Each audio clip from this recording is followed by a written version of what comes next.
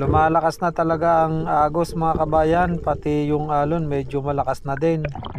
At sa wakas mga kabayan, may lumapit na rin na nakabangka. Mukhang matutulungan na ako dito ah. Sumabit kasi yung pana. Ha? Oo.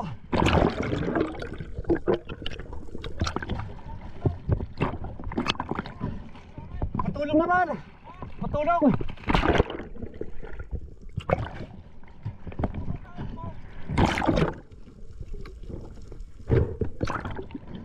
Ha?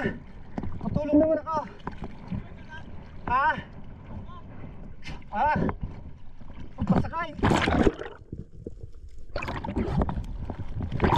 Hindi ko maintindihan yung sinasabi nila mga kabayan, gawa ng malakas yung alon at saka yung agos din, malakas din.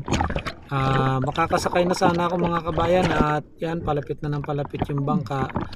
At yung tali ko naman ng pana medyo kumapos na, gawa ng ibinuhol ko yan, gawa ng ambala ko talaga puputulin ko na. May lumapit na bangka, kaya eto na, makakasakay na sana. Ang problema, kinapos na. Hindi ko naman mabitawan yung pana, gawa ng pag binitawan ko yan, lulubog na yan.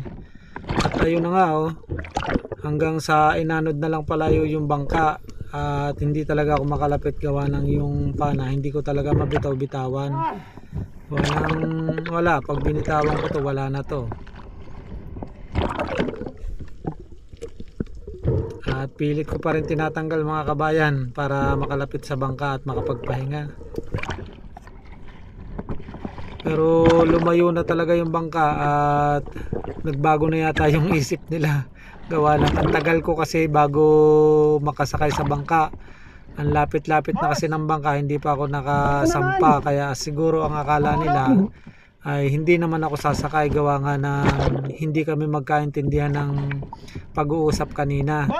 Kaya umalis na lang siguro sila na na akala nila hindi ako nagpapatulong. At saka manghuhuli pa rin sila ng dulong mga kabayan dahil gumagabi na.